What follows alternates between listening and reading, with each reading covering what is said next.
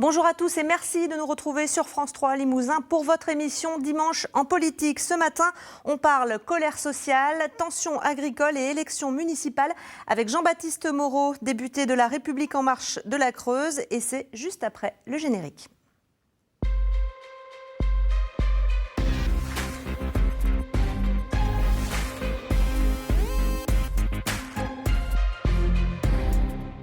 C'est une fin d'année difficile pour la majorité présidentielle. 33% d'opinion favorable pour Emmanuel Macron. Une grève contre la réforme des retraites très suivie cette semaine. Ajoutez à cela de fortes tensions avec le monde agricole. Des gilets jaunes qui continuent à se mobiliser. Des transporteurs routiers qui annoncent des blocages sur les autoroutes. Bref, une actualité sociale chargée dont nous allons parler avec notre invité Jean-Baptiste Moreau. Bonjour. Bonjour. Vous êtes député LREM de la Creuse. Merci d'être avec nous. On va revenir sur l'actualité de cette semaine avec vous et puis on évoquera aussi évidemment les dossiers creusois comme le cannabis thérapeutique et bien sûr la campagne des élections municipales de l'année prochaine. On va commencer par l'image de la semaine en Limousin. C'est celle de la manifestation du 5 décembre contre la réforme des retraites. Mobilisation massive. Entre 10 et 20 000 personnes dans le cortège à Limoges dont on voit quelques images. Entre 800 000 et 1,5 million au niveau national. Vous leur dites quoi aujourd'hui à ces manifestants, Jean-Baptiste Moreau ? Et je leur dis d'abord qu'il faut les écouter et écouter effectivement cette colère et ces inquiétudes surtout qui se sont exprimées le 5 décembre. C'est effectivement une mobilisation importante, il faut le reconnaître, quels que soient les chiffres, que ce soit ceux des organisateurs, des responsables syndicaux ou de la police, ils sont importants de toute façon. Il y a une forte inquiétude qui s'exprime sur cette réforme des retraites, mais comme je dirais comme à chaque réforme des retraites où il y a toujours une forte mobilisation, parce qu'effectivement c'est un sujet d'angoisse, mais c'est un sujet d'angoisse actuellement aussi pour les jeunes qui débutent dans le monde du travail, où ils n'ont pas aujourd'hui, il y a des sondages qui le montrent d'ailleurs, 70% sont quasiment persuadés qu'ils n'auront pas de retraite dans 40 ans. Donc il y a quand même un souci à ce niveau-là dans la confiance des jeunes dans leur future retraite éventuellement. Et on a aussi des évaluations indépendantes sur les retraites qui montrent que si on ne fait rien au niveau de la réforme de ce système de retraite, on va dans le mur et assez rapidement, puisque à horizon 2025, on nous dit qu'il y aura un déficit très important au niveau du budget sur le financement de ces retraites. Donc il faut pérenniser ce système par répartition et pour ça il faut le réformer, puisque dans le système actuel il y a d'une part un système qui est très injuste et d'autre part des risques de financement, de manque de financement dans les années qui viennent. Alors je vous propose d'écouter quelques manifestants rencontrés dans le cortège à Limoges par Lisa Massinera et Éric Boutin. On les écoute. On est particulièrement concernés puisqu'on va avoir un taux de pension particulièrement faible en tant qu'enseignant. Et puis nous, on est professeurs de PS et donc on se voit mal enseigner avec nos élèves jusqu'à 67 ans, comme le prévoit le projet de réforme de Levoix. Le régime par points, c'est travailler sans fin en fait. Public, privé, on est tous touchés. Là, il n'y a même plus question de statut. C'est une règle de calcul qui est morte. On va sur une perte de retraite qui est en moyenne entre 300 et 400 euros pour tout le monde. Donc c'est dramatique. On peut d'ores et déjà voir que la mobilisation est énorme, autant dans le secteur privé que dans le secteur public. Les jeunes, tout le monde est là pour dire non, on n'en veut pas. Alors, on l'a entendu, c'est le principe même en fait de la retraite par points qui est rejeté par beaucoup de manifestants. Il inquiète 70% des Français selon le baromètre Harris Interactive qui a été publié jeudi sur RTL. Un trimestre travaillé, c'est un trimestre. Un point, est-ce que sa valeur pourra changer ? C'est ça la question qui inquiète. Si vous travaillez moins d'un certain nombre d'heures dans un trimestre, celui-ci n'est pas comptabilisé pour votre retraite. Alors que là, avec le système par point, toute heure ou toute semaine travaillée comptera pour la retraite. Là, aujourd'hui, si vous avez moins de 150 heures, par exemple, ça ne va pas contribuer à votre retraite. Le trimestre va être décompté, mais ça ne comptera pas dans les cotisations pour le paiement des retraites. Donc, il y a beaucoup d'approximations, voire de fausses informations qui circulent. Et certains responsables syndicaux, voire certains syndicaux qui sont opposés à la réforme par points dans son origine, s'amusent à propager de fausses idées. 67 ans, ce n'est absolument pas l'objectif de la réforme de la retraite. Aujourd'hui, effectivement, on a 120 000 personnes par an, dont 80 000 femmes, qui prennent la retraite en moyenne à 67 ans parce qu'elles n'ont pas justement, elles ont des carrières morcelées, elles n'ont pas des carrières complètes et que du coup, pour avoir leur droit à la retraite complet, elles sont obligées de travailler jusqu'à 67 ans. Ben, c'est pas normal ça. C'est pas normal alors que l'âge moyen de la retraite est à 63 63 ans aujourd'hui, et 63 ans et quelques d'ailleurs, hein, parce que quand on dit la retraite à 62 ou 61 ou 60, aujourd'hui, dans les faits, l'âge moyen, c'est 63. Mais est-ce que la valeur de ce point, elle sera garantie ? Oui, le Premier ministre, la semaine dernière, et Jean-Paul Delevoye l'ont dit à plusieurs reprises, il y aura pas de ça sera inscrit, il y aura une règle d'or dans le projet de loi qui sera présenté au printemps à l'Assemblée nationale, c'est que la valeur du point ne pourra pas diminuer. Elle ira forcément à l'augmentation. Et sur la gestion de cette valeur du point, elle sera indexée sur les salaires, ce qui n'est pas le cas aujourd'hui. Et on sait que le pouvoir d'achat des retraités a considérablement baissé au cours des dernières années parce que justement, du fait de l'inflation et de la non prise en compte dans l'augmentation des retraites, aujourd'hui, les retraités ont perdu un peu du pouvoir d'achat par rapport à il y a 10 ans. Et le fait de l'indexer sur les salaires, ça va permettre justement de tenir compte de l'évolution des salaires et de ne pas nuire au pouvoir d'achat des retraités. D'autre part, ce que je voulais préciser aussi, c'est que sur ces points, la gestion de ces points et de la valeur de ces points, la porte reste ouverte parce qu'il y a encore des négociations. C'est pour ça qu'il n'y a pas d'annonces concrètes qui ont été faites. Il y a encore des négociations qui vont se poursuivre encore lundi. Il y a une rencontre entre Jean-Paul Delevoye et l'ensemble des représentants syndicaux. Il y aura des annonces certainement mardi ou mercredi, d'une part par Jean-Paul Delevoye, d'autre part par le Premier ministre. Sur la valeur du point, il est possible que l'on confie aux partenaires sociaux le fait de discuter et de se mettre d'accord sur cette valeur de point, sachant qu'on partira du principe que la valeur du point ne pourra pas baisser. Parce que ce système-là de points a été mis en place en Suède, hein, par exemple, c'est un modèle dont on parle beaucoup, et il a beaucoup varié. Il a varié de moins 3, moins 4% à plus 4%. On sait qu'il y a des retraités âgés qui doivent retravailler, car ils n'ont pas suffisamment de retraite dans ce pays-là. Est-ce qu'on peut éviter cette situation-là en France ? Oui, tout à fait, et on va l'éviter, justement. Contrairement à ce qui a été dit, on va s'inspirer de là où la retraite par points s'est mise en place, mais on va s'inspirer aussi des erreurs qui ont été faites dans la mise en place pour ne pas les reproduire. Le but de cette réforme de retraite, c'est pas de diminuer les pensions des retraités, c'est absolument pas ça. C'est d'être plus juste. J'entendais l'enseignante, il y a eu des simulations qui ont été, des outils de simulation, même informatiques, qui ont été mis en place, qui sont complètement faux, puisqu'on ne connaît pas les bases, notamment. On ne connaît pas les bases de calcul de ces réformes, et Jean-Michel Blanquer a annoncé la semaine dernière aussi qu'il allait falloir, d'abord, la chose qui n'est pas dite, c'est que les primes vont être prises en compte pour tous les fonctionnaires, et je pense à la fonction publique territoriale, ça va servir de base au calcul des retraites, ce qui n'est pas le cas aujourd'hui, et ce qui joue un rôle important, parce qu'on sait qu'il y a des régimes indemnitaires dans la fonction publique territoriale ou hospitalière qui sont importants dans les salaires perçus par les fonctionnaires. Et donc, ces primes et ces régimes indemnitaires vont être pris en compte dans la base de calcul des retraites. Et d'autre part,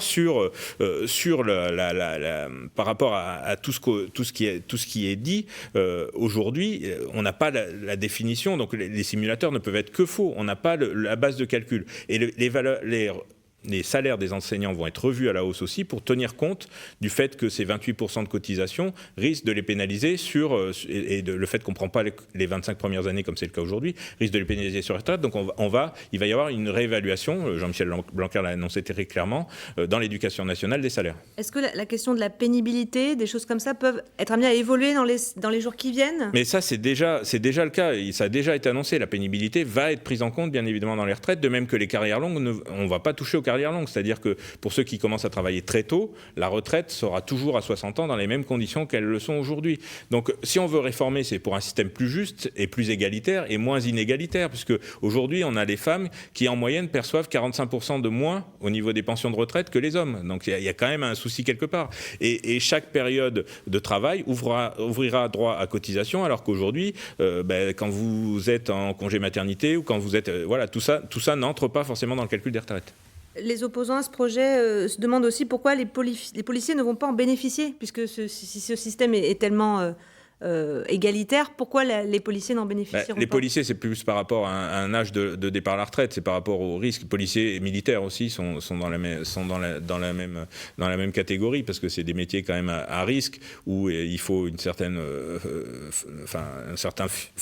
forme physique pour pouvoir exercer ces métiers-là, qui sont des métiers dangereux, donc c'est les métiers régaliens, et donc dans ce cadre-là, mais encore là aussi, il en reste encore des choses à définir, mais a priori, oui, ils ne vont pas rentrer dans tout à fait... Vous rentrez dans le système par points, mais avec des âges à la retraite qui seront compatibles avec l'exercice de leurs fonctions.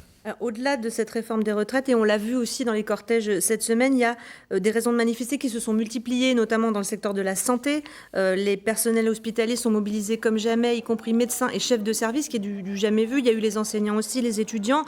On voit que les réponses du gouvernement en matière de justice sociale, de lutte contre la précarité, elles ne trouvent pas de réponse satisfaisante, visiblement. Écoutez, il y a un plan qui vient d'être annoncé il y a une quinzaine de jours, 3 semaines par Agnès Buzyn sur les hôpitaux. Oui, 415 millions d'euros. Oui, 415 millions d'euros, notamment beaucoup plus. Ça chiffre en tout à plusieurs milliards. Ça, c'est le dégel, oui. Ça, c'est juste le dégel des financements. Il y a aussi une revalorisation de la dotation aux hôpitaux qui va être relativement importante et qui va se chiffrer autour d'1 milliard, je crois, de tête, si je ne dis pas de bêtises. Donc, il y a des choses qui font... Mais le problème, c'est que le retard est tellement conséquent dans l'hôpital public notamment et dans la façon dont ça a été géré au cours des dernières années qu'il est compliqué de rattraper le retard. Mais oui, il y a une vraie problématique au niveau des hôpitaux. Je suis bien placé. À l'hôpital de Guéret, on a des gros soucis avec un hôpital qui est en déséquilibre au niveau financier, dû notamment à la présence d'intérimaires de façon très importante. Là aussi, il y a eu des annonces qui sont un peu passées inaperçues d'Agnès Buzyn sur l'encadrement, parce qu'on sait que l'intérim coûte beaucoup plus cher à l'hôpital que d'avoir des médecins titulaires. Et donc, avec des prix de prestations qui sont en train de s'envoler. Donc sur l'encadrement. Parce que le territoire n'est pas attractif aussi.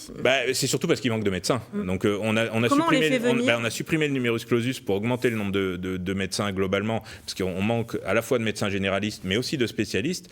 Dans certaines spécialités, on est en déficit. Donc c'est même pas un problème uniquement d'attractivité, parce qu'aujourd'hui vous avez même dans la médecine du travail un certain nombre de postes qui ne sont pas pourvus, et pas qu'en Creuse. Donc moi j'étais assez partisan, pour vous dire la vérité et pour être totalement transparent, de l'obligation d'installation suite aux études, notamment dans les territoires sous-dotés comme peuvent être la Creuse. Le problème, c'est qu'aujourd'hui, il y a tellement un tel manque de médecins aujourd'hui qu'il y a tellement de postes ouverts en médecine du travail ou autres que de toute façon, même si on les oblige à venir ici, ils pourront trouver d'autres postes en médecine du travail ou autres qui fera que même l'obligation sera complètement inefficace. Donc il y a déjà des choses qui ont été votées, notamment sur l'obligation de stage en internat dans des régions sous-dotées comme peuvent être la Creuse, mais il y a un manque de médecins, donc il fallait supprimer le numerus clausus. Le problème, c'est qu'on est dans 10 ans là, parce que le temps de former un médecin, c'est 10 ans.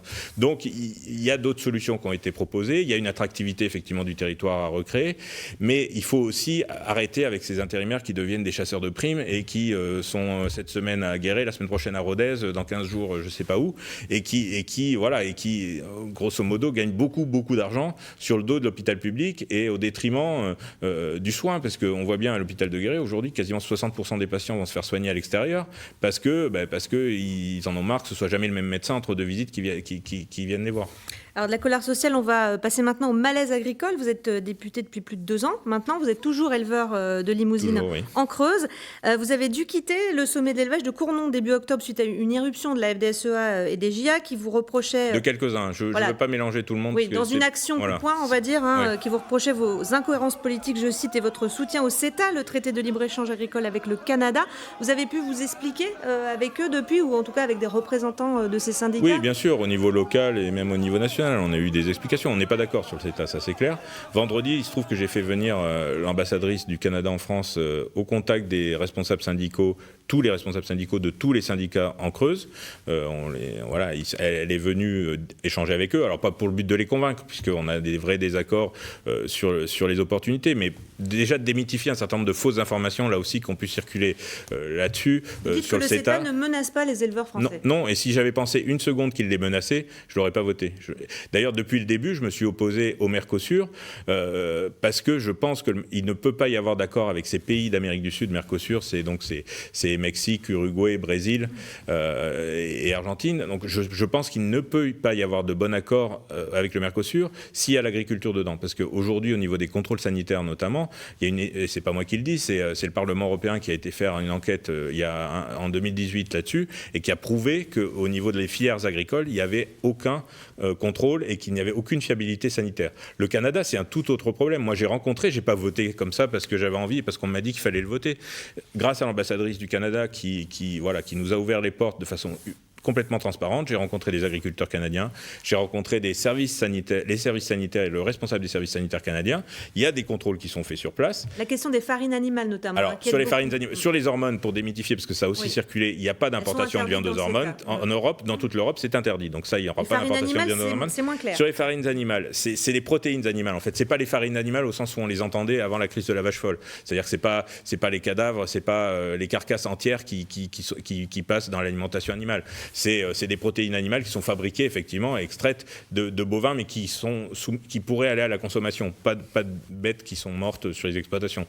Donc déjà, c'est la chose Mais aujourd'hui, le CETA, justement, a permis d'enclencher cette discussion avec les Canadiens, et ils sont en train d'étudier, justement, la possibilité d'interdire, au moins partiellement sur les exportations vers l'Europe, des farines animales. Donc la discussion vaut mieux que tout, de toute façon. Parce que là où j'avais un vrai point de désaccord, c'est de toute façon, les échanges mondiaux, ils existent aujourd'hui. Qu'il y ait des traités ou pas de traités, ils existent. Aujourd'hui, il y a 200 000 tonnes qui arrivent du Mercosur. Alors, à droite douane, 20%, parce qu'il n'y a pas d'accord, effectivement, il n'y a pas d'accord bilatéral avec le Mercosur. Mais ils arrivent quand même, je veux dire, c'est pas le fait de signer ou pas les traités qui va bloquer les échanges ils existent. Et ces traités peuvent permettre de négocier un certain nombre de choses. Alors on peut toujours trouver que ça ne va pas assez loin, mais on a négocié un certain nombre de choses avec le Canada, la reconnaissance de nos labels AOP, et l'ambassadrice du Canada est venue nous dire justement qu'elle est prête, elle va nous aider là aujourd'hui, une des coopératives de Creuse, à travailler sur de l'exportation de viande bovine au Canada, parce que au Canada et plus particulièrement au Québec, la gastronomie française, ça a un sens, ça veut dire quelque chose, et ils sont prêts à nous ouvrir les portes. Et de même, aujourd'hui, j'ai été en Chine avec le président de la République récemment lors de son voyage. Les Chinois attendent notre viande et notre viande de qualité. Et elle va partir en Chine, cette viande ? Oui, il y a 14 containers qui doivent partir d'ici le mois de mars, dont 2 containers qui doivent être exclusivement avec le label rouge Limousin Blason Prestige. J'ai encore rencontré une télé chinoise, la plus grosse télé chinoise, qui est venue faire un reportage. On a cuisiné de la viande devant eux et on a échangé. Et ils m'ont posé un certain nombre de questions. Il y a un vrai appétit pour la viande et pour les produits agricoles français. Il faut valoriser, on a une agriculture extrêmement vertueuse et la plus durable au monde. Elle a été reconnue par un journal économique américain comme la plus durable au monde. Il faut qu'on profite de cette image-là pour vendre nos produits ailleurs, parce que de toute façon, l'agriculture française, elle a besoin d'exporter.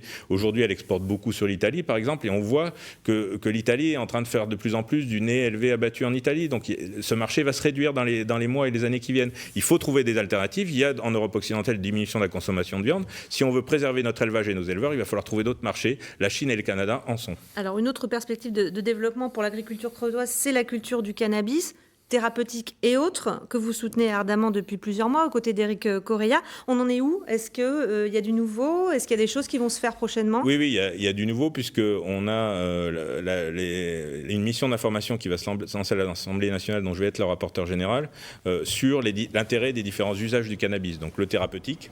Donc thérapeutique, c'est pour soigner des personnes malades. Voilà, c'est pour le soigner. C'est des médicaments, ça pour le coup. Ça, l'expérimentation a été acceptée par le ministère de la Santé. Ça va être testé dès la fin de l'année sur des malades, sur un certain nombre de pathologies, au nombre de 5.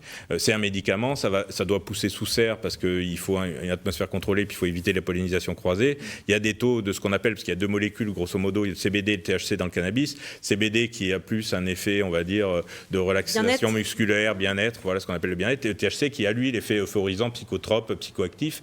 Et donc, sur le thérapeutique proprement dit, il y a des taux de THC relativement importants, ce qui fait qu'il peut avoir un effet psychotrope, donc il faut l'encadrer, il faut éviter les vols, et puis il faut faire attention à son utilisation, il ne faut pas conduire après, enfin voilà, il y a un certain nombre d'enjeux, comme ça peut être le cas d'ailleurs avec d'autres produits à base d'opium ou autres. Et puis vous avez le cannabis bien-être, le CBD, donc avec des taux de THC inférieurs à 0,2%, c'est la réglementation européenne, donc c'est juste une directive à transposer en droit français qu'on n'a pas fait, il y a 22 pays sur 27 qui l'ont fait.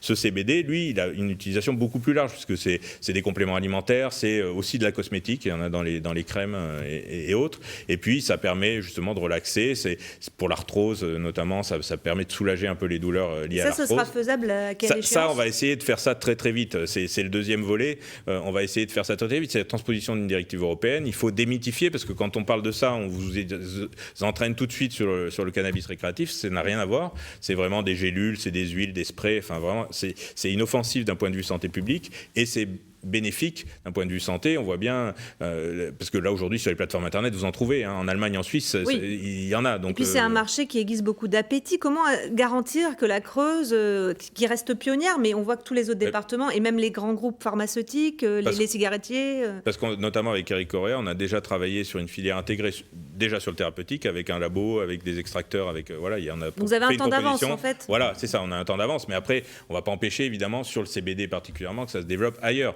mais on a un temps d'avance. On a contacté les investisseurs, on en a tous les jours qui nous appellent, que ce soit d'Israël, où c'est déjà légalisé, du Portugal, des États-Unis, qui sont prêts à venir monter des usines d'exploitation, parce que tout l'enjeu, il va y avoir la culture qui est intéressante pour les agriculteurs, parce que c'est une culture qui assainit les sols, en plus ça fait qu'elle est très intéressante. Puis après, il y a tous les emplois induits sur la transformation, sur l'extraction. On a chiffré ce nombre d'emplois ? C'est un peu compliqué à dire, mais au Colorado, par exemple, c'est 10 000 emplois. Voilà. Donc je ne dis pas dire que ça va créer 10 000 emplois en Creuse demain, mais, parce que c'est la légalisation totale, mais ça peut créer plusieurs centaines d'emplois. Ça veut dire des voyages d'études dans des régions comme celle-là, par exemple ? parce que la troisième usage, c'est le récréatif, c'est-à-dire le pétard, pour parler un peu crûment. Là, clairement, ça ne va pas évoluer tout de suite, la législation. Vous en parlez au président de cette question-là ? Oui, on échange sur ces questions-là. Je pense que ça ne peut être, et d'ailleurs c'est ce qui s'est fait au Canada, ça ne peut se présenter qu'au sein d'un programme présidentiel où c'est une des questions abordées parmi les autres. Donc 2022 peut-être ? Peut-être, on verra. Il faudra qu'on échange avec le président d'ici là. Mais là-dessus, moi, mon opinion, elle n'est pas toute faite sur la légalisation du cannabis récréatif, parce qu'on voit bien dans les pays où ça s'est fait, ça présente quand même des dangers et des risques. Ce qui est sûr, c'est qu'aujourd'hui, on est le pays le plus répressif au niveau de la législation en France, et on est le plus gros utilisateur. Et les policiers nous disent, on en a marre de courir après les fumeurs de shit. De toute façon, on est inefficace. Aussitôt qu'on les a attrapés, ils recommencent. Et de toute façon, ça crée une économie parallèle dans les banlieues qu'on est incapable de maîtriser. Et n'importe quel jeune aujourd'hui, parce que s'il y a légalisation, il y a encadrement. Ça veut dire que c'est interdit aux mineurs. Parce que sur des cerveaux en formation, ça pose un certain nombre de problèmes. Le cannabis à usage tous les jours, mais ça le pose aujourd'hui. Parce qu'aujourd'hui, je veux dire, il ne faut pas être dans les milieux de la pègre pour savoir où est-ce que vous pouvez trouver du cannabis si vous voulez fumer. Et quand vous êtes mineur, encore moins. Quand vous êtes au lycée, je veux dire, voilà. Donc, on est dans une position complètement hypocrite. Je pense qu'il y a des clarifications à apporter. Alors, il nous reste quelques minutes, Jean-Baptiste Moreau, pour évoquer les élections municipales de mars 2020 en Creuse. Dans quelles communes creusoises y aura-t-il des listes En Marche ? On va commencer par Guéret. On verra, parce qu'aujourd'hui, dans des zones hyper rurales comme le sont la Creuse, souvent les listes municipales ne sont pas très politisées. Je veux dire, on a quelques grandes villes ou un pôle un peu plus urbain que sont Guéret, Aubusson, la Souterraine. La photo des trois Éric, oui. Que vous avez appelé de vos voeux, l'union de ces trois Éric chez nos confrères de la montagne à l'époque. A priori, Éric Jean-Sanetas, c'est pas parti pour aller au municipal, il est plutôt il est sénateur. Il est sénateur, il est radicaux au Sénat. On se voit régulièrement, mais je ne suis pas sûr qu'il aille finalement au municipal. Et les deux autres, effectivement, sont des amis, que ce soit l'un ou l'autre. Donc voilà, c'est excessivement compliqué. Ça veut dire que vous pourriez soutenir la liste d'Éric Correa ? Je ne sais pas, rien n'est acté pour le moment, mais Éric Correa est un ami, il a des gens sur sa liste avec lesquels je suis ami. Éric Dopchy était mon trésorier de campagne. Modem, il est Modem, il était mon trésorier de campagne, c'est un ami, on partage beaucoup de choses. Donc voilà, je ne sais pas, à l'heure actuelle, j'attends que ça se décante un peu au niveau des programmes et au niveau des listes, parce que on a un certain nombre de marcheurs, nous, qui sont capables d'intégrer des listes. Pas forcément. Si, pour en faire une, on en aurait une. Le seul souci est la tête de liste. Il faut qu'on ait quelqu'un au niveau de la tête de liste qui soit vraiment suffisamment unanime pour remporter et pour pouvoir travailler et rassembler autour de lui. Donc aujourd'hui, c'est sans doute ça qui nous manque. Donc voilà, on verra ce qui va devenir dans les mois qui viennent et quels programmes sont derrière ces différentes listes, puisqu'on voit qu'il y aura sans doute une liste Front National, il y aura sans doute une liste à l'extrême gauche. On parle d'une liste d'alliance entre des gens de gauche et des gens de droite. Donc aujourd'hui, il y a beaucoup de listes sans étiquette, il faut bien dire, ou des listes citoyennes. C'est-à-dire que pour le moment, il y a beaucoup de personnalités qui disent qu'ils veulent faire des listes. Maintenant, va falloir faire des listes complètes déjà, parce que il faut un certain nombre de conseillers municipaux quand même à Guéret, et des listes complètes et avec un programme derrière pour cette ville de Guéret. Moi, ce qui m'importe surtout, c'est d'avoir des équipes municipales motivées qui veulent changer les choses et qui veulent faire avancer ce territoire et avec lesquelles je peux travailler, peu importe l'étiquette politique à la limite avec laquelle ils partent, ça m'est à peu près égal. On aura des marcheurs sur beaucoup de listes, je ne suis pas sûr. Mais d'ailleurs, je ne suis pas sûr qu'il y aura une liste PS ou une liste LR non plus à Guéret. Voilà. Aujourd'hui, la plupart des candidats nous disent qu'il n'y aura pas d'étiquette. Donc on verra. Est-ce que l'intérêt pour vous, c'est aussi d'avoir des conseillers municipaux, parce que c'est des élus locaux et c'est eux qui votent pour les sénatoriales, par exemple ? Bien sûr, oui, bien sûr. Au-delà des sénatoriales, c'est des gens qui vont faire avancer le territoire et qui ont des idées. L'important, oui, on aura des élus municipaux et des conseillers municipaux en marche, bien sûr. On y travaille aujourd'hui avec les différentes listes notre soutien sera conditionné de toute façon à ce qu'il y ait un certain nombre d'élus en marche dessus. Alors à Aubusson, cette fois, les candidats se déclarent, très récemment, le maire sortant Michel Moine, l'ancien député UMP Jean Auclair.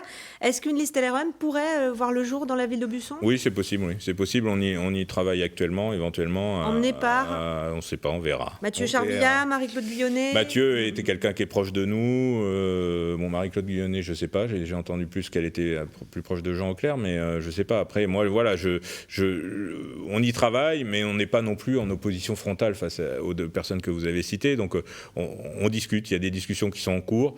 L'important, c'est de savoir les projets des uns et des autres et avec qui ils veulent travailler et dans quel sens ils veulent travailler. Voilà, c'est ça qui m'importe, moi. Votre ancien collègue député de la Haute-Vienne, Jean-Baptiste Djebari, il va se lancer à Limoges ? Et vous en parlez avec lui ? On en a eu parlé, on en parle de temps en temps. Aujourd'hui, je pense qu'il est entièrement et pleinement à sa tâche de secrétaire d'État au transport et je pense que ça l'occupe pas mal, particulièrement en période de grève, mais même depuis quelque temps. Il a déjà bossé beaucoup sur ces sujets quand il était député de l'autre côté. Donc je ne sais pas, aujourd'hui... On sait qu'il y avait deux écoles à Limoges. Il y a oui, ceux qui voulaient s'allier avec le maire sortant dès le départ et puis ceux qui voulaient une liste. Oui, autonome. alors ça vous a pas échappé que j'étais député de Creuse et pas de Haute-Vienne, donc oui. J'évite de trop donner mon avis sur les autres départements, mais sur Limoges, voilà, je sais pas. Aujourd'hui, je sais qu'il y a des discussions. Il y a encore une incertitude sur est-ce qu'on part avec une liste LREM ou est-ce qu'on s'allie avec le maire sortant. Voilà, on verra bien ce que ça donne. Je sais que Sophie Baudouin-Hubert travaille beaucoup dessus. Je sais que Jean-Baptiste Djebari, même s'il est secrétaire d'État, et Pierre Vantaux, qui est son suppléant, travaille aussi là-dessus. On verra bien. C'est à eux de décider sur la Haute-Vienne ce qu'ils souhaitent faire. Maintenant, est-ce que Jean-Baptiste Djebari ira ou pas ? Je pense que là, au jour d'aujourd'hui, il est bien occupé. Et puis, je vous invite à lui poser la question. Je suis sûr qu'il viendra sur votre plateau prochainement. On lui lancera une invitation pour le mois de janvier. Il nous reste 2 minutes d'émission. Vous êtes à mi-mandat quasiment de votre mandat de député. Vous en tirez quoi comme leçon pour l'instant ? Alors, c'est beaucoup de travail. C'est très intéressant. C'est très prenant, mais aussi captivant. Effectivement, c'est pas facile, mais je n'avais jamais pensé en m'engageant que ça serait facile. On savait que notre élection résultait d'un ras-le-bol, on va dire, des équipes en place depuis des années, et que forcément, ça serait hyper compliqué de ne pas être déceptif, puisqu'on attendait beaucoup de nous, on attendait à ce qu'on renouvelle en profondeur la vie politique. Donc voilà, on a essayé jusqu'à présent de faire au mieux. Il nous reste encore pratiquement la moitié du mandat. Vous avez des regrets sur certains dossiers, sur certaines attitudes qui ont pu être jugées condescendantes par beaucoup de Français ? Sans doute sur certaines communications, on a été maladroit, on a voulu aller parfois trop vite sans expliquer suffisamment à l'avance. Et je pense que les retraites ne font pas partie de ça, puisque justement c'était dans le programme et qu'il y a quand même une phase de concertation et qui dure encore aujourd'hui. Voilà, mais il y a eu certainement des maladresses de notre part, oui, et effectivement. Après, moi j'ai toujours été fidèle à moi-même, donc je me suis jamais, j'ai jamais perdu pied, j'ai toujours pu me regarder dans une glace, et alors avec des difficultés, parce que une expression parfois un peu frontale, mais j'ai jamais fait de langue de bois, j'en ferai jamais, et le jour où je me renie, je démissionne et je m'en vais, mais je démissionne complètement, c'est-à-dire que je démissionne de mon poste de député, je me retournerai à mes vaches sans aucun problème, mais on n'en est pas là aujourd'hui, et voilà, dans tous les cas, de toute façon, quoi qu'il arrive, je me représenterai parce que j'estime qu'il faut assumer son bilan, ce qu'on a fait de bien ou pas bien. Je serai battu ou je gagnerai, on verra bien. Mais il faut toujours assumer ce qu'on fait dans la vie. Merci beaucoup Jean-Baptiste Moreau d'avoir répondu à nos questions ce matin. Fin de cette émission que vous pouvez revoir sur notre site internet. Tout de suite le Flash Info avec Christophe Baudin. Puis vous retrouvez Francis Letellier à Paris la semaine prochaine. Dernier numéro de Dimanche en politique pour l'année 2019. Nous vous proposons une émission spéciale de 52 minutes consacrée aux 20 ans de la tempête du siècle en Nouvelle-Aquitaine. Je vous souhaite à tous un très bon dimanche sur France 3.